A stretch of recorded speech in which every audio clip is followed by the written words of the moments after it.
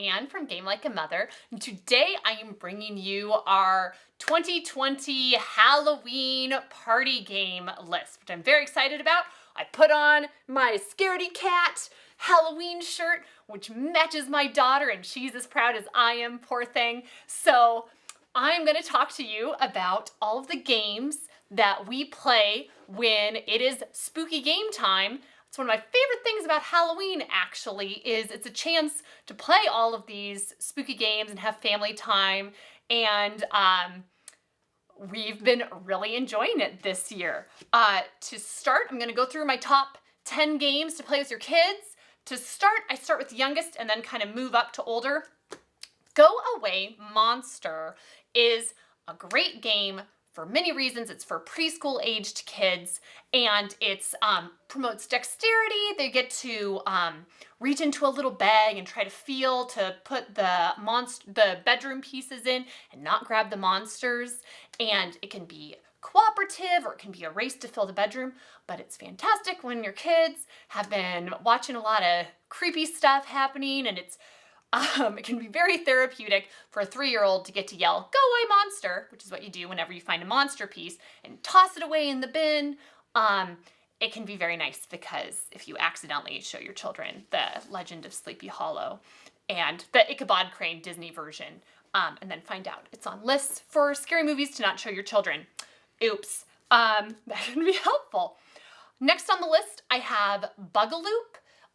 It is a hex bug game. There's another one that we have called Bugs in the Kitchen.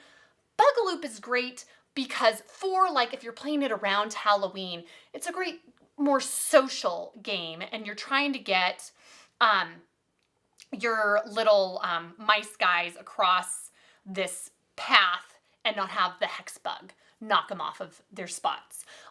Fair warning, it goes through, the hex bug is moving like the whole time, and it takes a while. We've gone through some serious batteries playing this game, but it's one of the ones where my kids just literally were screaming with delight the first few times we play and are excited to get it out for friends even now. So it still gets a pretty good amount of play time, which is why we go through so many batteries.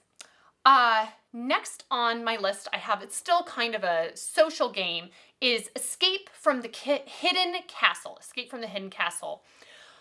Don't play the new version. They rebooted it to make it into kind of a longer, more intense strategic game.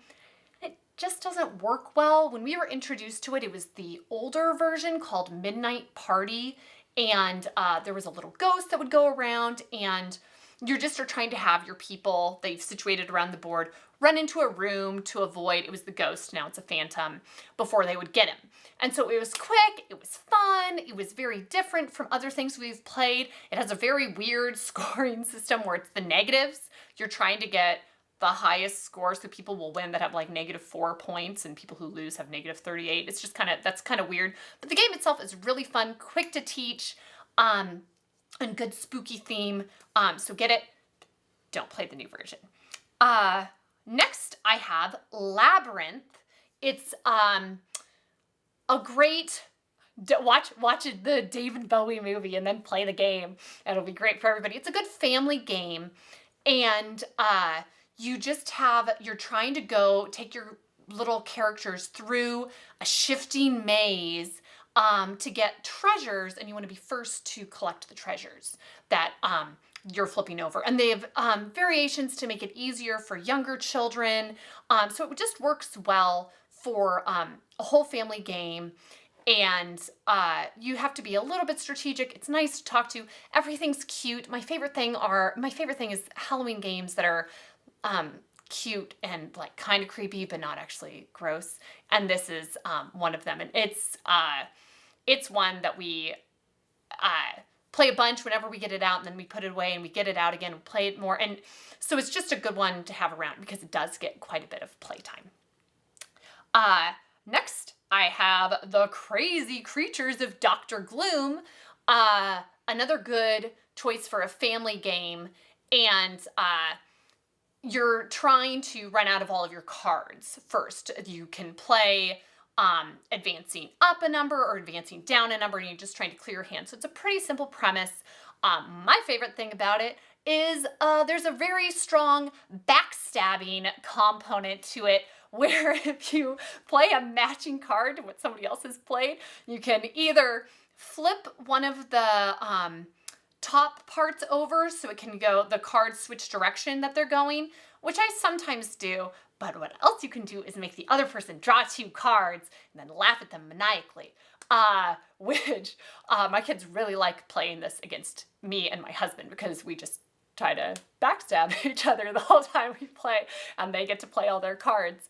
And so it's just pretty funny. It's a cute little game, compact, sweet theme, very fun, and backstabbing, fun times.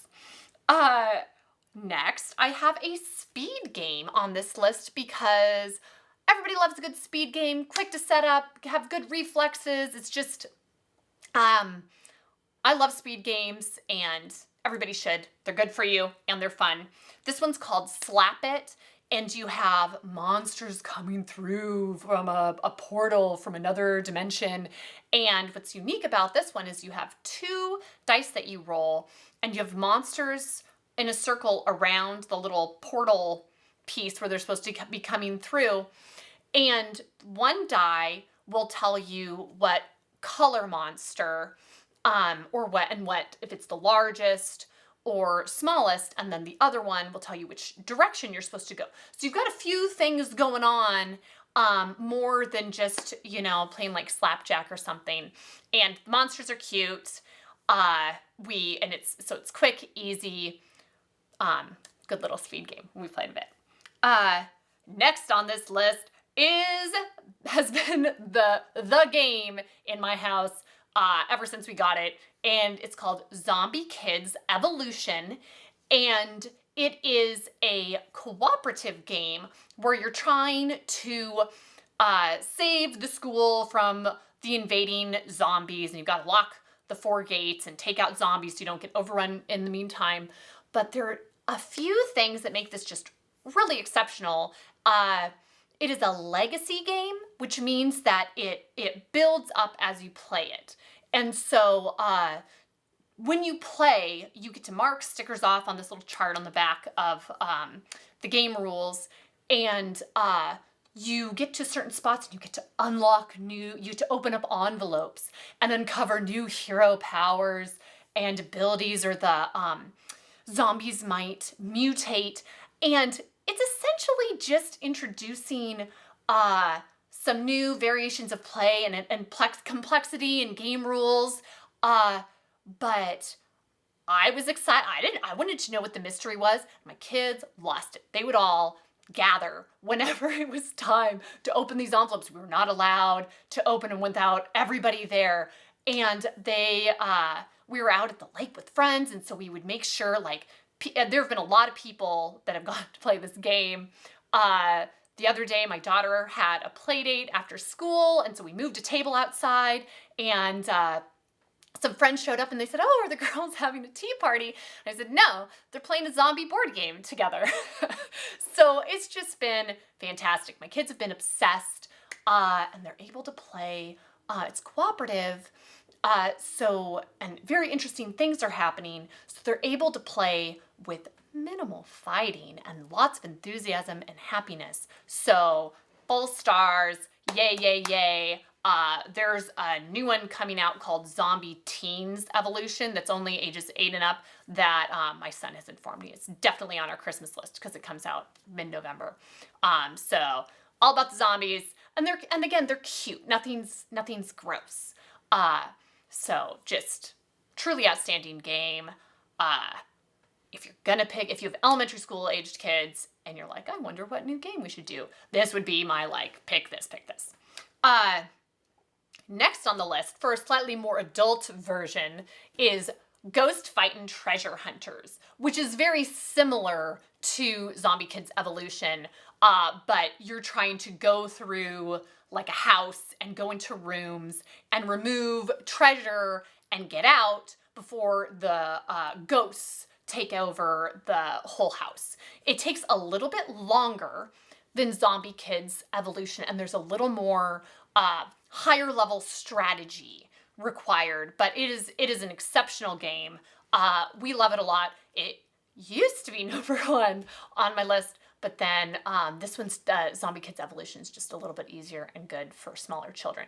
With older children, Ghost Fightin' Treasure Hunters is just fantastic, and it can be very challenging and difficult to win, but it's just fun. I like the cooperative games are just a great choice around holidays because you're all in it together, which is really helpful. Next on the list, another social game, Werewords. Just one of my favorites. It's fun and happy to play, and it seems like win or lose, people really like this game because it's a word guessing game, but people have different secret roles, and in your midst, there's a werewolf who is trying to steer you away from guessing the correct word, and but they don't want you to know, because so even if you guess the correct word, there's another role where if the werewolf correctly guessed who that person was, then they win anyway. Or if the werewolf successfully makes it so you don't guess the correct word, you can still say, okay, Cousin Bob was saying some kind of outrageous questions and we think that he's the werewolf. And if you're right, then you still win. So the whole process is just really fun. There's a lot of secret identity, and there's a free app that you use for it. But fantastic game. What a great excuse to play for Halloween.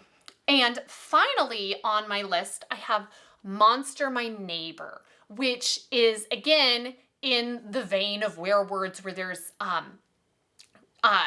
you're trying to find whoever has the monster card. And what's special about this game is it's a social game, but with a little bit of strategy, and it's simple enough that anyone can play because you're only dealt 4 cards each at the beginning. And a lot of those cards, you'll take turns playing, and they just shuffle things around. So there's a strong element of luck. But there's enough going on that if you are highly strategic, there are things you can do to make it more likely that you'll win and keep track and figure out who has the monster card, or if you can play the monster card at the end and win some points. So there's different ways to win this one as well. It's like anime themed, or manga is how the illustrations look. So it's just kind of cute and fun. But again, it's a lot of my all-time favorite games are on this list, so who knew that werewolf and monster-themed games were just so exceptional.